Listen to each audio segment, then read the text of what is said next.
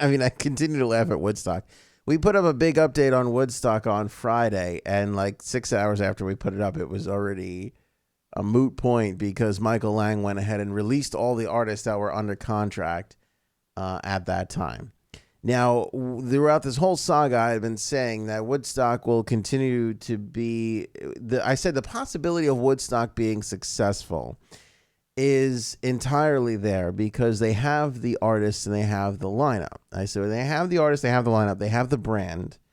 I said people are still going to wind up buying tickets to this thing when they go on sale. What we didn't know at the time was that there was a clause in the contract that said that if the festival moved on from Watkins Glen, the artists were no longer required to perform. So we didn't know about that. So with that being the case, and I guess the fact that John Fogerty pulled out pretty quickly, Dead and Company pulled out fairly quickly, and Jay-Z was the big one to pull out relatively soon. I think it was Fogerty, Jay-Z, and then Dead and Company in that order. Michael Lang went ahead and released all the remaining artists from their contracts. So I don't know. I mean, it was my understanding, and again, this is all so loosely reported. It's hard to kind of keep track of what's fact and what has just been rumored to be true. But it was my understanding that all these guys were paid, that everybody was paid, and that the price tag on that was like $32 million or something like that. So I don't know if Jay-Z is giving his money back. I mean, last we kind of put together, it was Dentsu that was the one that actually wrote that check to all the artists. And we don't know where their part of this stands, if they just have to take that as a loss on investment, or if they can sue to recoup that money back from Michael Lang and some of the other organizers. I don't know. I mean, I know that the fallout from this is going to be massive. We know that there's going to be big fallout and lawsuits to come. But none of that has happened as of yet. But the latest is that Michael Lang released all the artists, so we don't know who is playing. And then the report came just a few hours ago, almost 20 hours ago, from TMZ, who learned from somebody speaking on anonymity to them from the Woodstock organization, which is hilarious because that's not big at all. So I don't know why they would float this story to TMZ.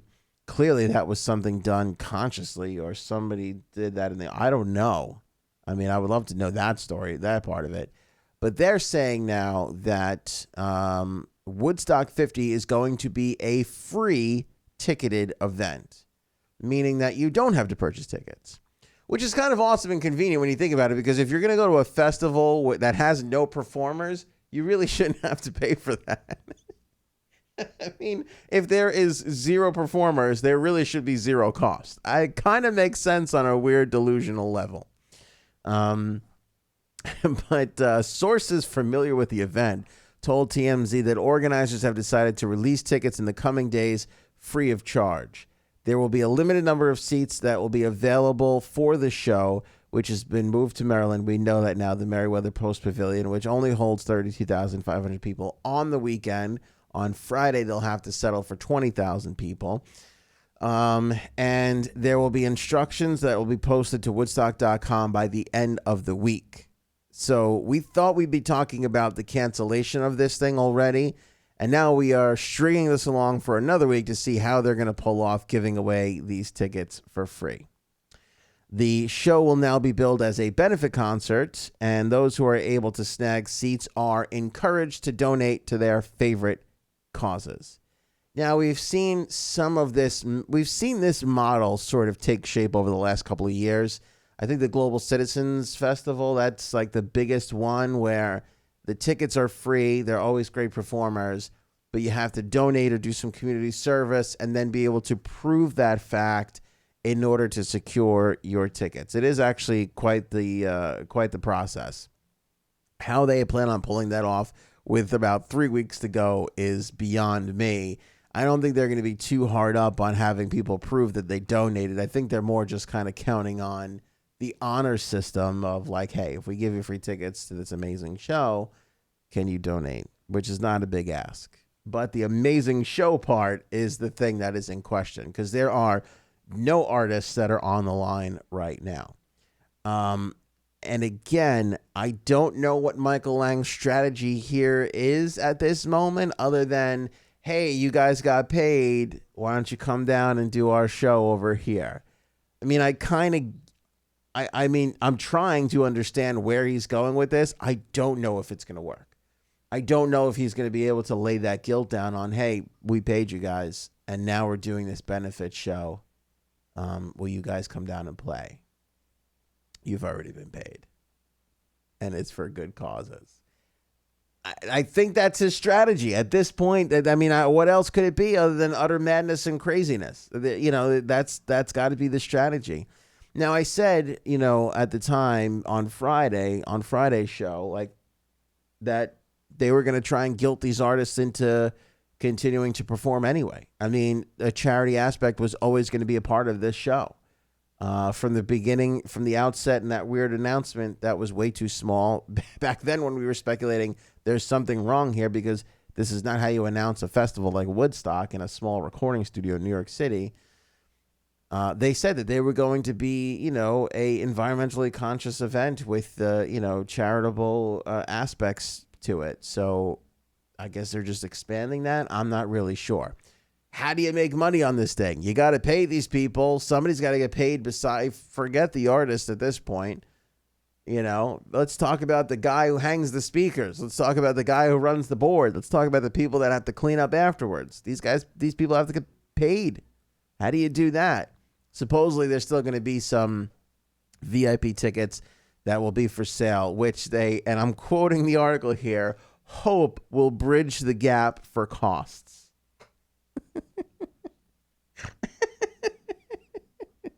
Hey, this guy's beautiful.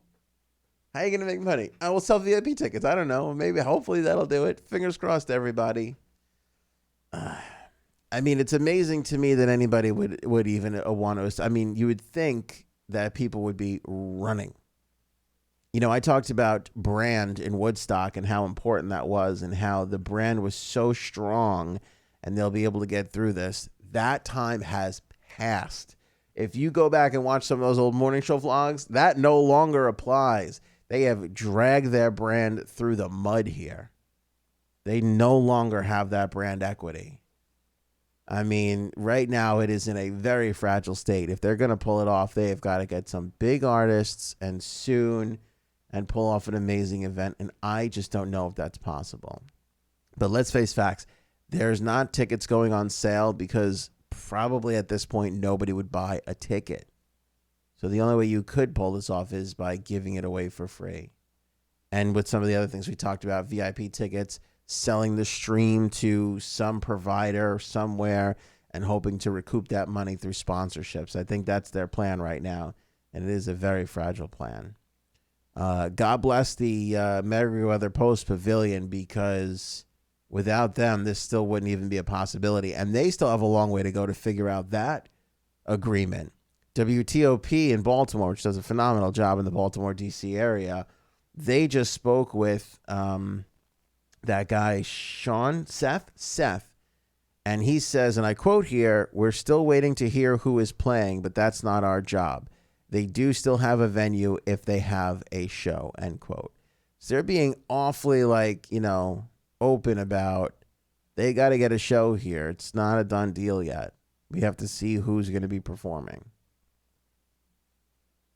So it's not totally done. But without the goodwill of the Merriweather Post Pavilion and this guy Seth and his organization, they're nowhere. They're completely nowhere. Because they're the only ones left that want to even be remotely associated with this brand at this point, which is a risk. It's a big, big risk. So we'll wait to the end of the week. I wonder, because logic would tell me, do not put these tickets out there without announcing a lineup first, but they have done nothing to go along on the logical route. So I wonder if they'll make those tickets available for free on Friday without even announcing any performers just yet. And they're free tickets. I mean, I think people will wind up scooping them up on the chance that they get somebody good. Who knows? Who knows?